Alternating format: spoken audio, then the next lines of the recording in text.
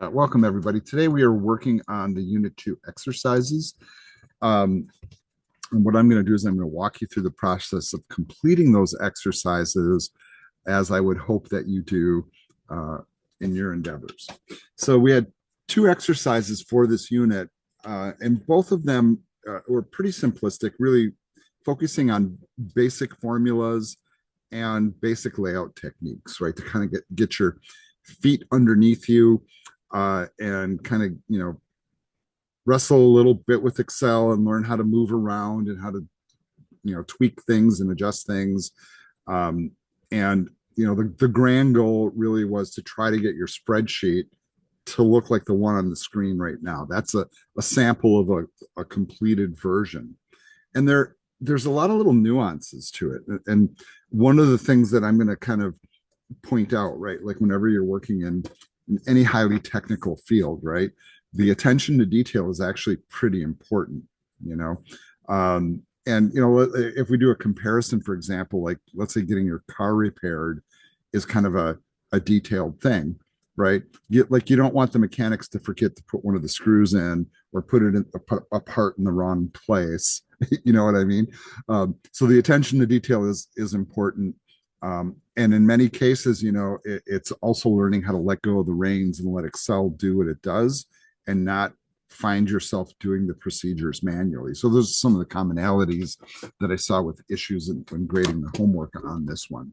In order to access the spreadsheet, the starter spreadsheet, you'll want to go into the assignment title, and then down here you'll see a version right there. And I'm going to open it up here on my screen. Of course, it goes to screen number 2. And then I'm going to pull that over. I'm going to turn on editing, and then I'll make sure that my ribbon bar is showing so you can see all of my work as I'm proceeding. I am going to zoom in quite a bit here. But if you guys are struggling to see what I'm doing, just please speak up, and then we can kind of go from there. Right now, and I'm trying to get the solution version open here on my other screen. So I apologize for waffling a little bit because apparently I closed it already quite a while ago. All right, there it's coming up on the screen. All right, so basically, here's a solved version that I have, and you'll notice kind of how it looks. You'll notice I have some extra numbers in here too. We're gonna talk about that in a little bit because I do have a goal for why that happened. But once again, some of the layout things that we're going to do in these spreadsheets maybe aren't as important as the functional things inside of the spreadsheet, meaning the formulas and the numbers and how they're crunching and the way the information is organized. That truly that is the more important part of it. But if you're not picking up on the fact that Excel not only has the capability to do all this like math and formulas and it's like weird stuff, it also has the capability of making the information look nice. And remember, right, like your job being a person that would work on spreadsheets would be to gather information, organize it, calculate it, whatever it is, and then have it ready so that your management can look at that and use that information to make decisions to steer the organization that you're doing it for, right? And that's the value of this. So there's really kind of a lot of power there in a sense if you start to think about it. All right, what I'm going to do is I will pull that over from time to time so we can look at it, but I'm mostly going to look at what we have in the core shell here in terms of the layout. And what I'm going to proceed to do is I'm going to take care of the layout things first, generally speaking, and then maybe tweak them a little bit at the end, and then worry about the formulas. And then I'm going to show you like the procedures that I would use to do it. And what I will repeat basically is that there's often more than one correct way to do this. So in some cases, there's no right and wrong, right? It's kind of a preference thing. There are I think better practices, right? And I'll show you what those are. And let's start with the layout stuff, right? So the first thing I notice is like, okay, well, first of all, this is cut off. You guys picking up on that fact? And I could click here on the column on the right side of the column and drag and size that to a size that works for me. And I thought that would be good, but no, it's still cut off. So now I'm having to go a little further and a little further, and then I might backtrack, right? And then I did show you this trick last time, right? If you double click when you're in that double arrow mode like this, it will auto size itself to the largest contents. Now, that can be good or bad. My goal really was to size it to this stuff, but notice that it sized it to this box here, which is the largest, and that is not what the example looks like, right? In fact, the example looks maybe a little bit more like this, right? Where this is kind of spilling over. The other thing I noticed in the example is like this header down here and this header down here are what we call merged and centered across a range of cells. So let's do both of those and kind of get those done. Let's do the top one first. The top one goes all the way across all the columns. So with the content being in the leftmost box, if I click and drag all the way through column E and release, that's one way to select. Right now I'm going to press my arrow keys to move around. Or you can find your starting cell, hold down the shift key, and then right arrow to also select them, whatever works for you. I kind of do a mix of those. It depends. Like if my hands are on the keyboard, I'm using the keyboard. My hands are on the mouse, I use the mouse. You know, and I think that's kind of a good approach. So now that I have that selected up in the ribbon bar, I'm going to use the merge and center command. And then I'm also noticing in the example that this font is clearly a little bit bigger. It's not like way bigger, just a little bit bigger, and bold, right? So let's start by bolding it. It's not quite big enough. I'm going to go up. Let's maybe one click, maybe two clicks. That might be about right. Then I also noticed that there's like a light blue background and the text is white. So here's how you do the background, right? So there's a fill bucket up here. I'm going to click the drop down arrow, find a color that's close. And notice as I'm hovering over it, how it changes in the background so I can kind of see it. And I'm like, I think that one's really close. Oh gosh, I mean, it's highly subjective. Maybe I'll just go with this one. Okay. Then with the font color, I'm going to do the same thing. And, you know, and the general rule of thumb is if your background is dark, you use a light font. If your background is light, use a dark font. You want contrast so it's easy to read. Another thing I'm noticing, all right, this wasn't the only column that had issues, right, with width. I'm noting like this is okay, that's okay, that's okay. This one spills over. So I could just make this one bigger. But then it forms this like incongruity with the other cells. You guys pick up on that? So I'm going to Control Z that. And then what I'm going to do is I'm going to click on the top column header here, right on the letter. I'm going to drag across, right? So all four of those columns are highlighted. And then I'm going to double click and resize. And what is that? Well, that forces it to fit as tightly as possible. Okay, that doesn't look like the example. The example has those columns looking very even.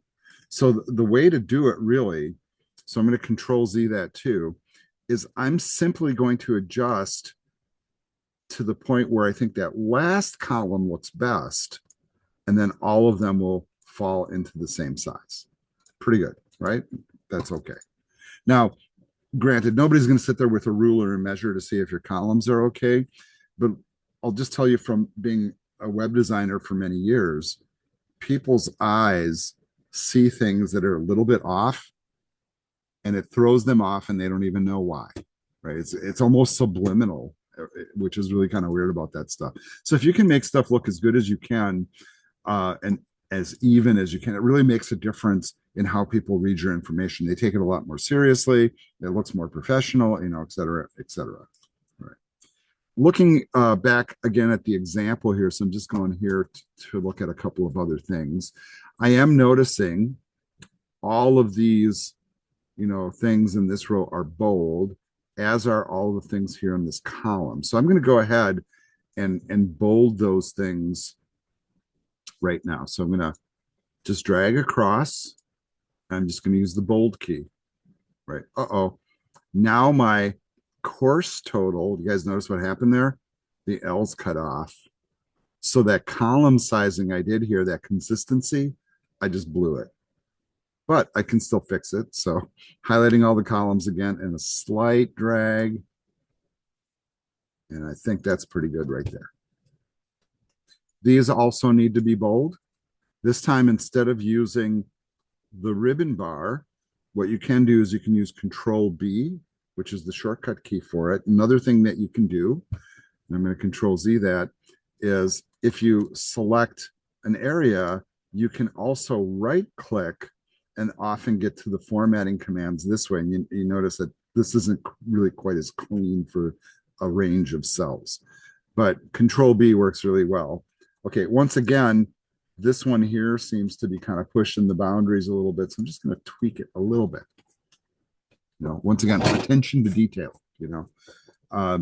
okay, granted, the stuff's not super important what we're doing, but if it was a really important piece of information and part of it's cut off, it really could mess people up.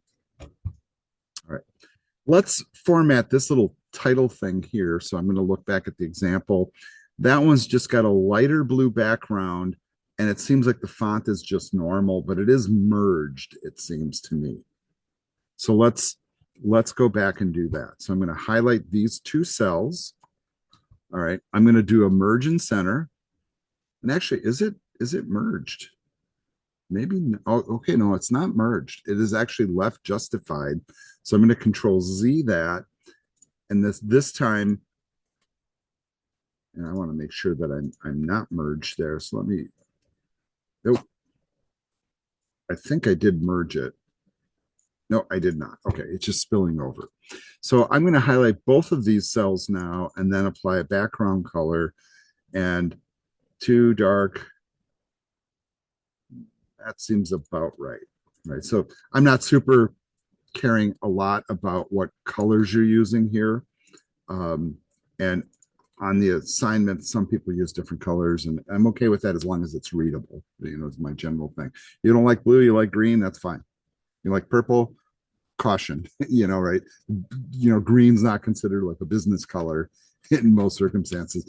Greens and blues are usually like the safe ones, right? And really toned down colors. The other thing that I notice is this table down here takes all of the topics listed above. Well, and actually, if you look really carefully at it, it's not all of the topics. Are you guys picking up on that? Yeah, it's not all of the topics. It's most of the topics, right? Which one is missing? Or is anything missing? Now, I'm making you guys look now, aren't I? But that's the kind of stuff, and I'm trying to keep you on your toes here. That's the kind of stuff you need to pay attention to. What we're looking for is just basically the topics, which is this chunk, and not this piece or that piece. So I'm going to highlight all those. Then we're going to do a Control C to copy, or you can highlight, right click and copy, whatever works for you. And then I'm just going to paste those down here. We'll leave them all bold. The width is fine. That all looks good. All right. Couple more things that we need to do formatting wise. And that is, I'm noticing that when we do our totals down here, those are also bold, right? So I'm going to preemptively take these cells here and make them bold before I even put anything in there. And that way, if I do type something in, you can see it's bold, right? I'm just ready for it. All right. Now come the calculations. And one of the things that you might notice here too, and actually before we do the calculations, we should probably talk about this, is the fact that you notice how the numbers that have more than 4 digits, or 4 digits or more is really the correct way to say it, have a comma in there. Remember last week we looked at how to do that? So what I'm going to do is I'm going to take all of my number ranges here. So even the spots where I haven't put in my formulas yet, I'm highlighting them all. And then I'm going to come up here to the number formatting tool. And usually this is set to general, but we're going to set it to number, right? Well, I don't need the decimal places, right? So let's Control Z that, right? But normally I would set it to a number because it is a number, but I think it's reading as a number because it's right, justifying. But really what I'm interested in is the commas, right? So if you have that toolbar thing here, you can use the comma style. The other option, of course, is to hit those little breakout arrow boxes here, and you can bring up this whole thing, and then you can start to like, you know, go in there, you know, choose this little thing, and it'll put in the comma for you. You can control the decimal places one at a time. So all of the stuff that you see in these like quick little toolbars have more advanced menus that sit behind the scenes. And what I like to give historical context here is when I learned how to use Excel, we didn't have the ribbon bars, and all we had were these menus. So you had to learn like which keystrokes got you into the menus, which menu they were under, which tab to click on, and all that stuff. And what I do appreciate quite a bit is that really common stuff that we do all the time. And this is the value of the ribbon bar. So don't fight it. The comma thing is right there, right? I don't like the decimal places. Notice the increase the decimals, decrease the decimals buttons right next to it. You can just do this and take it down to that, right? Because really what we're looking at is enrollments. We don't need portions of students enrolled. We need whole students enrolled, right? So that's why we don't do decimal places here. But now the comma formatting is now applied to that whole range. So we're ready to go. So let's build some formulas. All right. So for algebra, 3 semesters, we want a course total for algebra throughout the year. The formula that we'll type in is equals. And what you might do, and some people did this, right? And they put in, well, I'm going to add this cell, then I'm going to type in a plus mark, then I'm going to add this cell, I'm going to type in a plus mark, I'm going to add this cell, and that's good. Now I'm going to press enter, and it's all locked in. And if I look at my example, that's the right number, right? I think, right? And I'm not actually looking at the example, but somewhere I have the example, and yeah, that is the right number. Okay. And I noticed that a couple of you did that for some cells and then moved over to formulas later on, which is really what I prefer, is that you just use formulas. So I'm going to leave that one as is. But really, the better way to do it is like this. You type in a formula equals, we want a sum.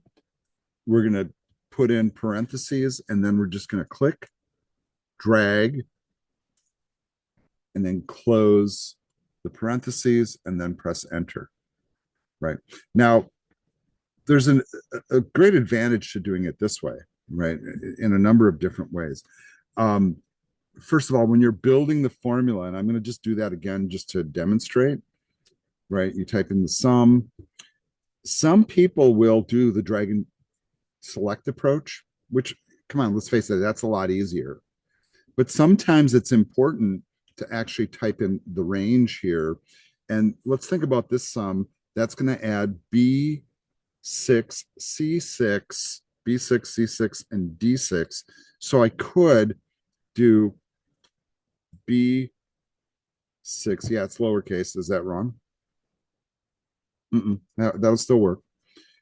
Colon means we'll start at B6 and we're going to go all the way over to D6. And then we're going to close it. All right, that's still the right answer. If I go back and I look at my formula, do you guys notice I got changed to uppercase letters? The other thing to also point out is when you click on a formula bar, right, it shows you what's included. And then if your columns are set wide enough, and this is kind of a weird way to do it, but if your columns are set wide enough, you can see the formula in the cell, right? So I'm going to Control Z the column change though. All right. Here's one of the tips of Excel though, that power users know, that a lot of people, like, oh, okay, I got like 500 columns I got to do totals for. And they sit there with each column and they write the formula 500 times.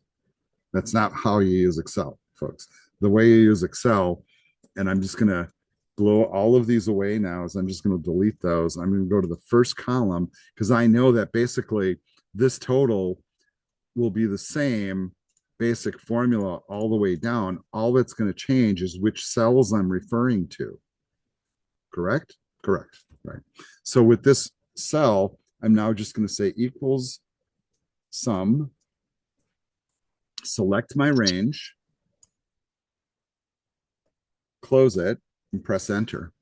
And then we're going to take a look at this and we're going to expand on this concept a little bit here tonight because we didn't talk about it last week with this, the way that these formulas lay out. So you notice up here, B4 through D4, B4 through D4. All right. Now, if I copy this cell, and this is a really important concept here, so please latch onto it. I'm not copying the result of the calculation, right? I'm not copying the number 2526. I am copying the formula that generated that 2526. So if I come down here and paste, so I'm doing a control V, notice how I came up with the same answer that we had before. And then if I press escape to stop that like copy highlight and look at my formula, I want you to notice that the formula dynamically updated. And now it's B5 through D5, which is the row it's on. And then if I paste that formula again, well, let's see, copy and paste. Now it's B6, D6. And then really what a power user in Excel does, by the way, is if they have the formula right on the first one and all the subsequent ones follow, there's this little square in the corner. You just click, drag, release, all the formulas are done. Don't believe it? Arrow through them, then watch your formula bar and watch the numbers and the cell references change, right? All right, not super impressive when we got 5 columns or rows, right? Man, when you got like 1,000 rows, you just did a ton of work, boom, in a second. Really powerful stuff. And this is one of the magic aspects of Excel. Not really magic, but this is what Excel was designed to do, is so that you didn't have to sit there all day and do the calculations that you know are correct. All right. Now, these numbers for each semester also need to be totaled, and those are going to appear down here, right?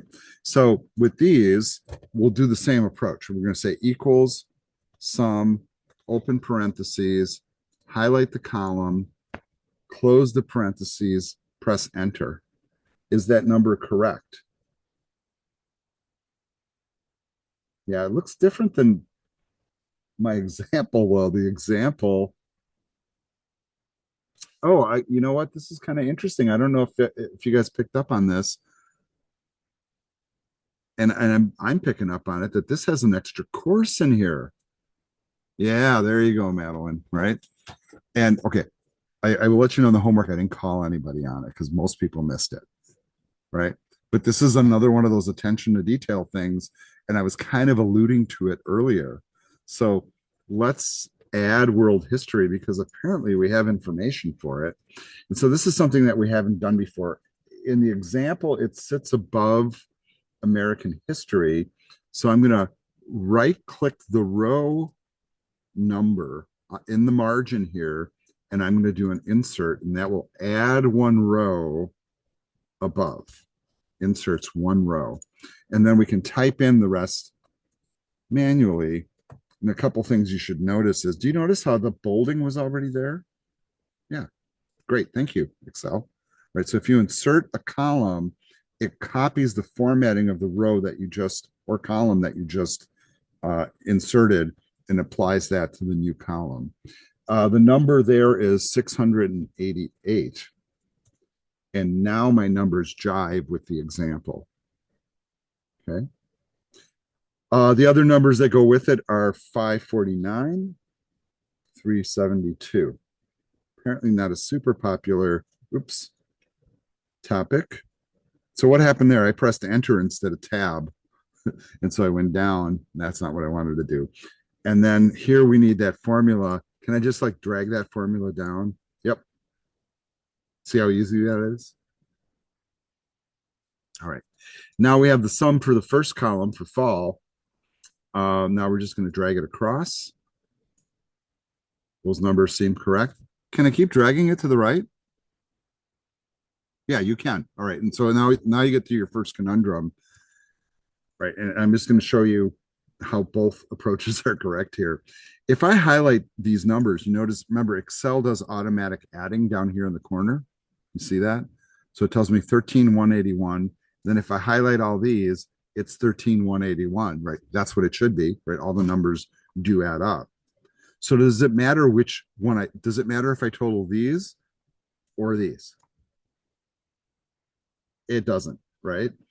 I would argue though, all right, so this is, this is me being, a pain basically, that these are row totals. This is a row. So it's probably better to drag this one down. That's my opinion. Okay. But both come up with the same answer. That does need to be bolded. Okay.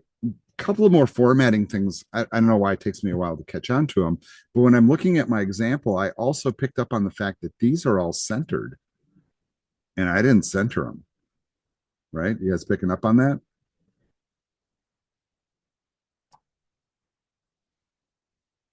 Well, Kira, I no, that's not, no, it would work correctly. I can show you if you'd like. The numbers would basically add up the same. So if I drag these formulas down, it would work. If I drag this formula over, it would work.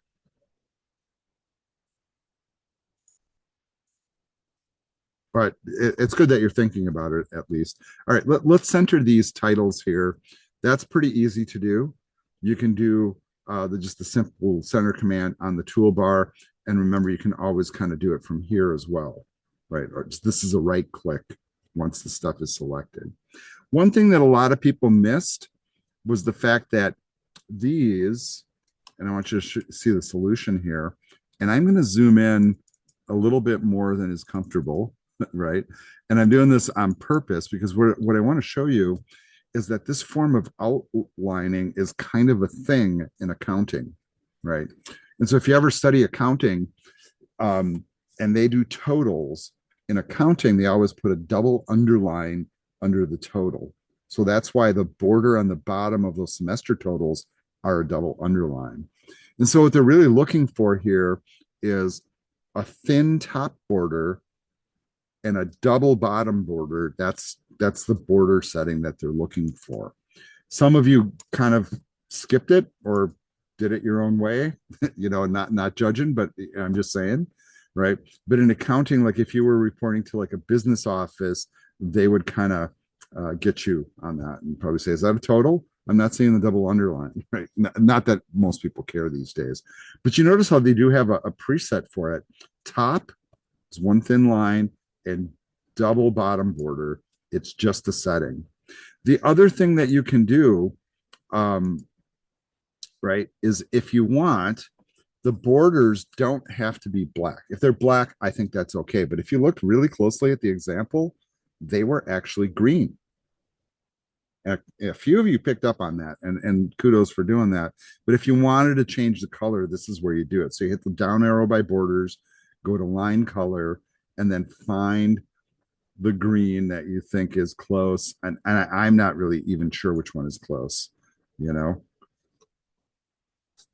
And that, yeah. And right. Okay. So I'm reading all the stuff that's popping into the chat right now. So there we go. Oh, and you see, now I'm coloring it. Now I have to like reapply the style to it. There we go. So do you guys see how I did that? The color tool turned into a pen.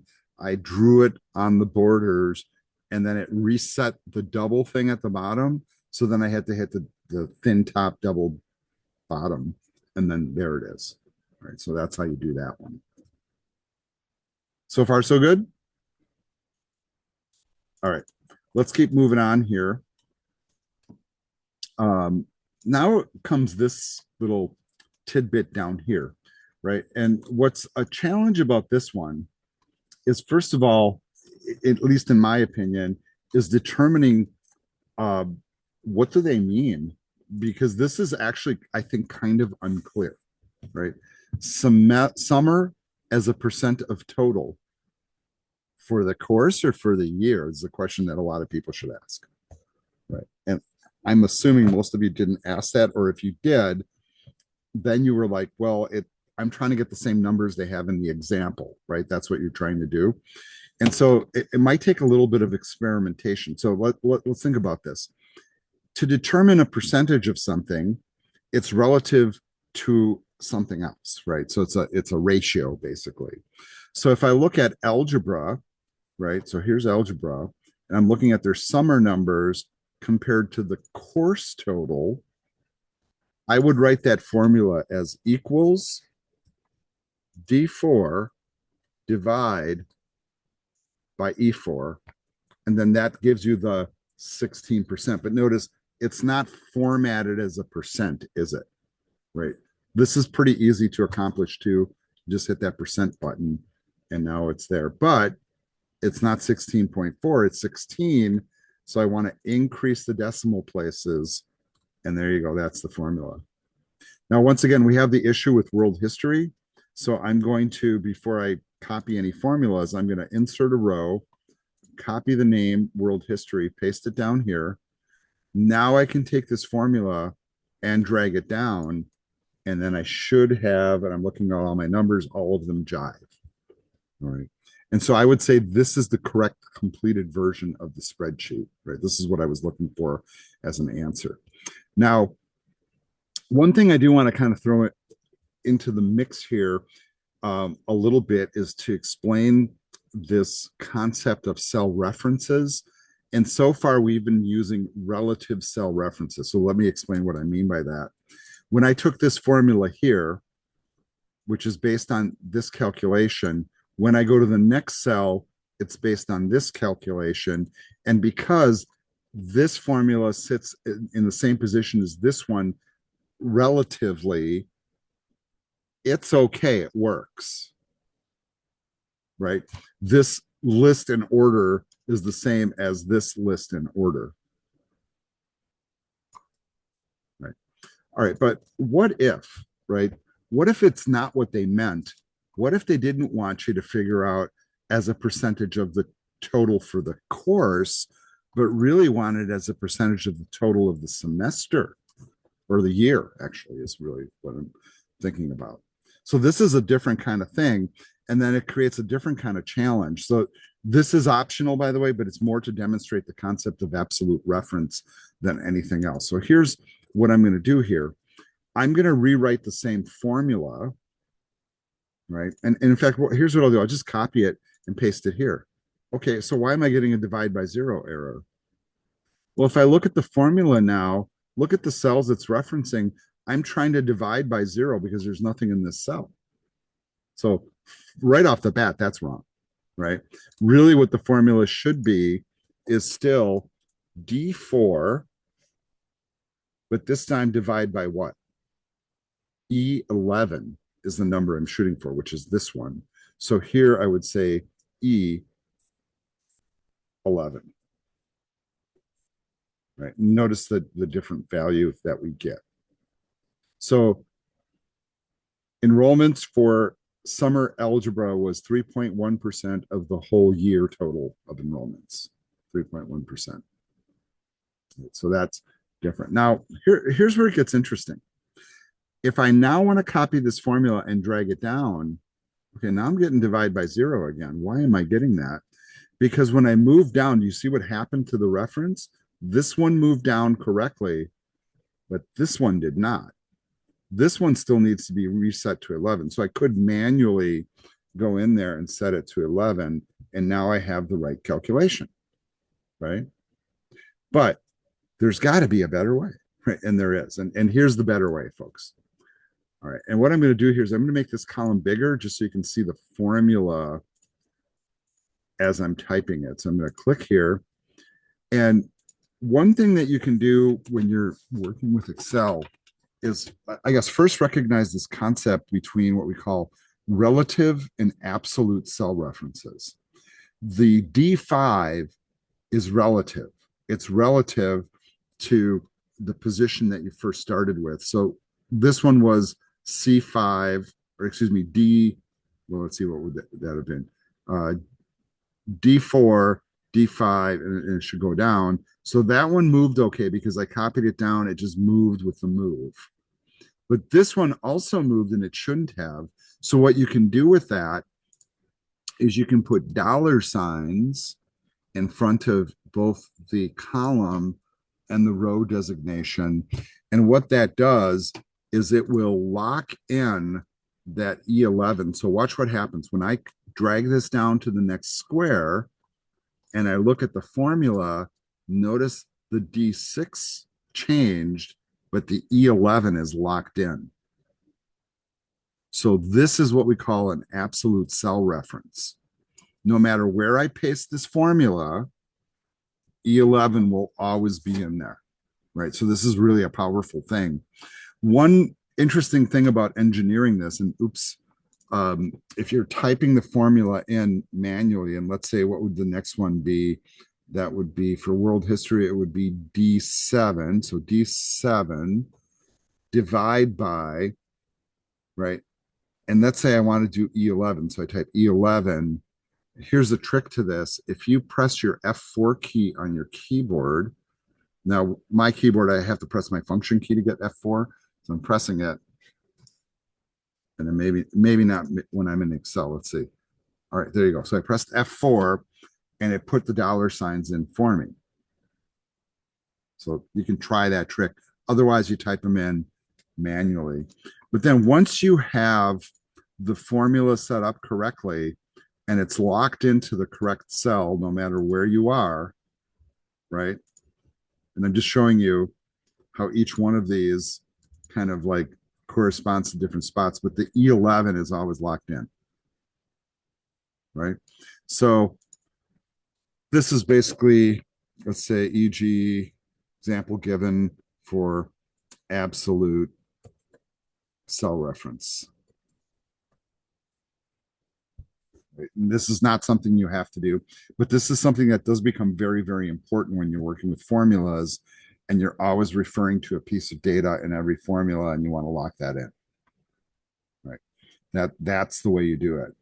Another little tidbit I'll remind you here, or not remind you, but tell you, is that it is also possible to not include both dollar signs. If you just want to lock in the column, you put a dollar sign in front of the letter. If you just want to lock in the row, you just put a dollar sign in front of the number. Most typically, you do both. Right. This takes a little bit of practice. So there's an example of absolute cell references and the completed spreadsheet. And then, of course, this column needs to go back to the right size, which is something like that. Okay. All right, let's call this one done. And you know what? I guess I didn't talk about like where to save this stuff. So you guys should have a folder where you're saving your stuff. And I guess I have not set that up for this semester yet for this class because this is like the first spreadsheet I'm working on, right? So I'm going to find my data analytics one here. I'll set up a new folder for spring 2026. And then inside there, this is unit 2.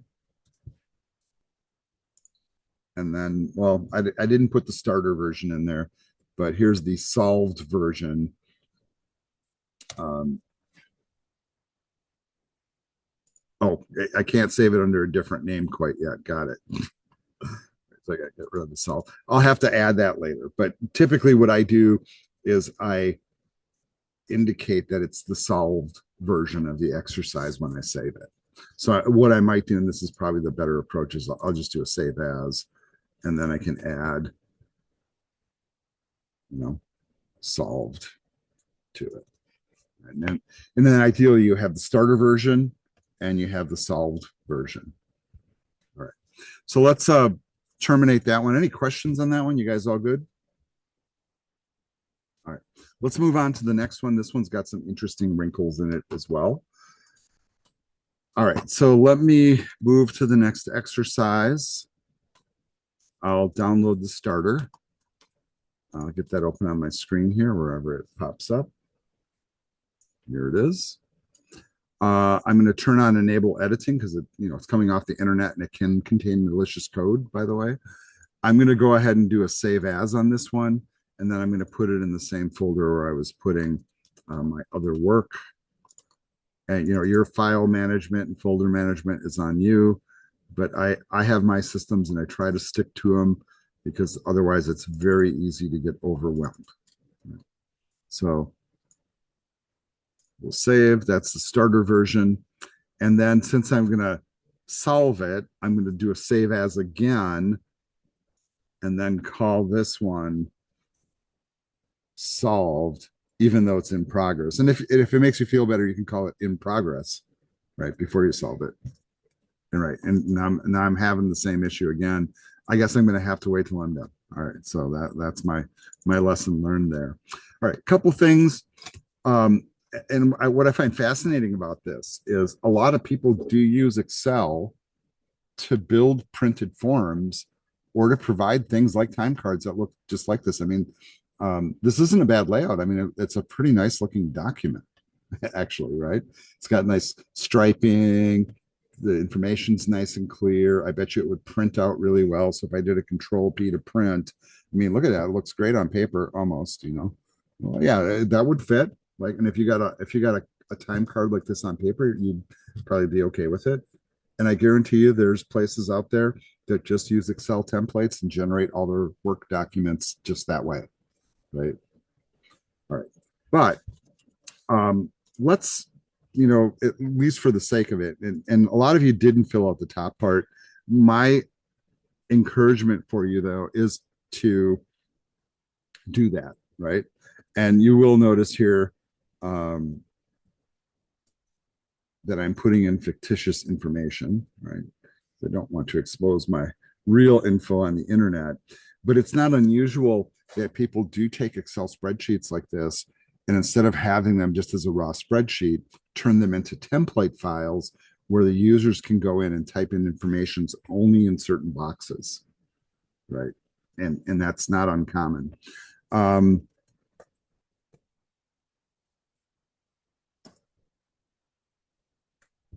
Coming up with imaginary numbers, and we'll say week ending, what was Friday's date? The 30th.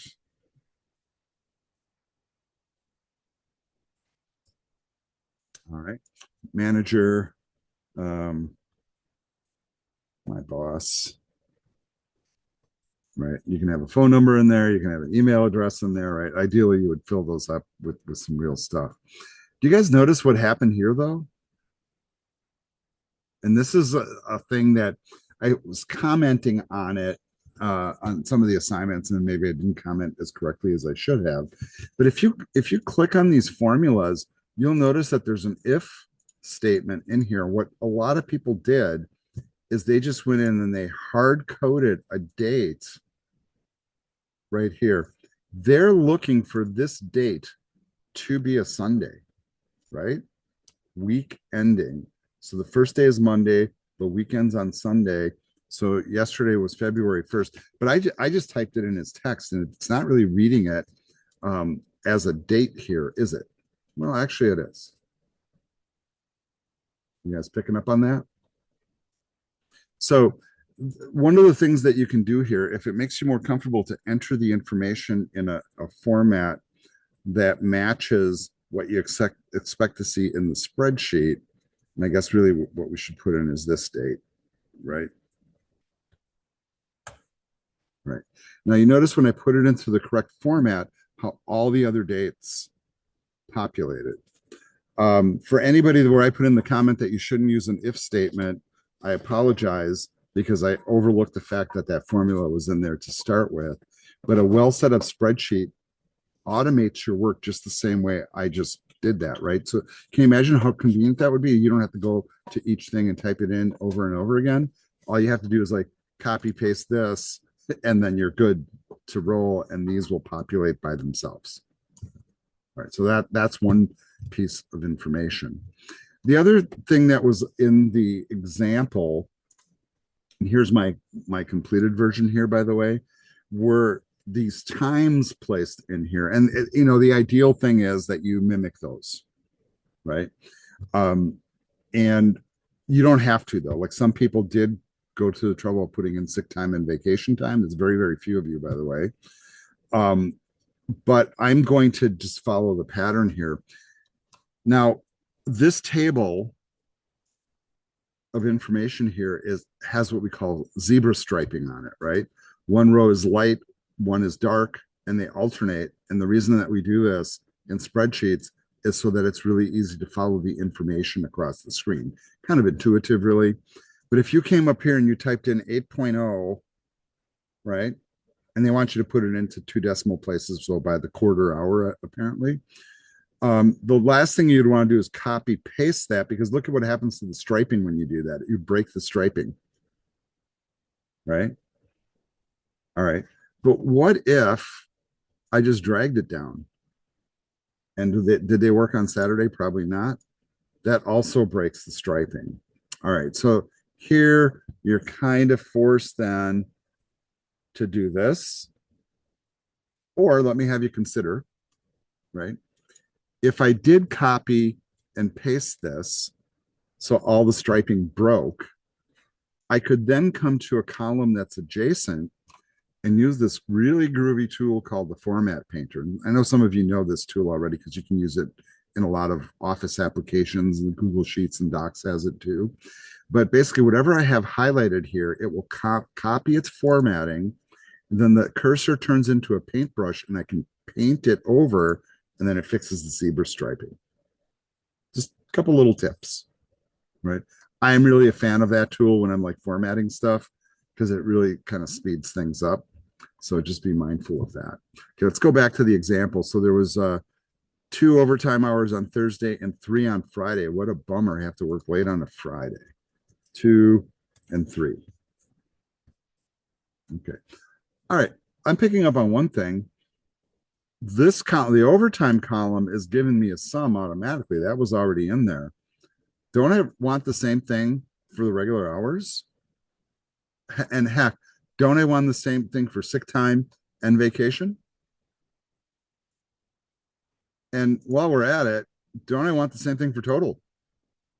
And your answer should be yes to all of those, right? Yes. All right. I do notice that the rate of pay is hard coded, but then there's overtime. What's the usual rate for overtime at most places?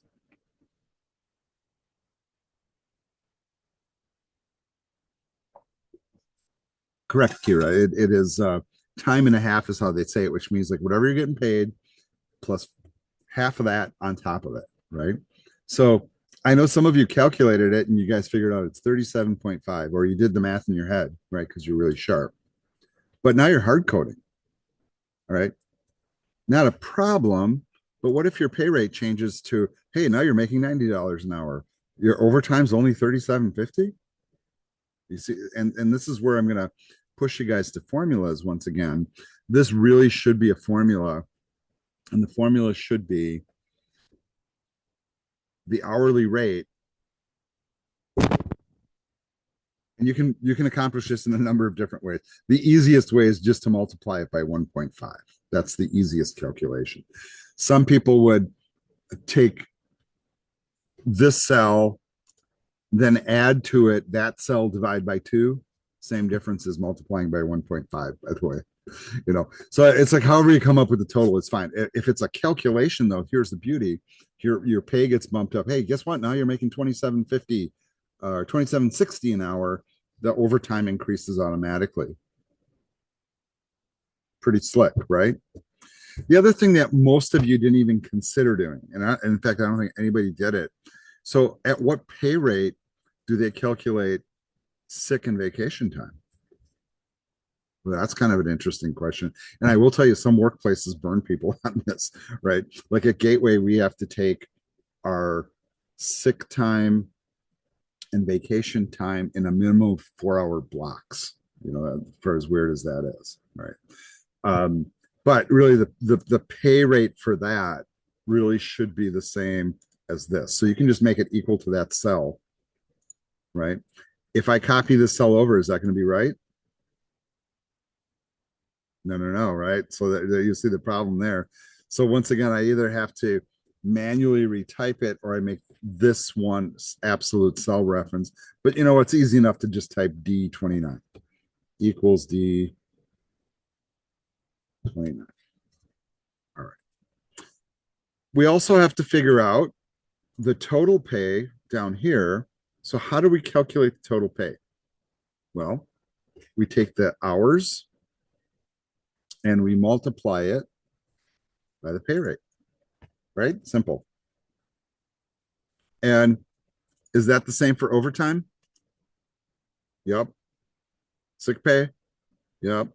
Vacation time? Yep.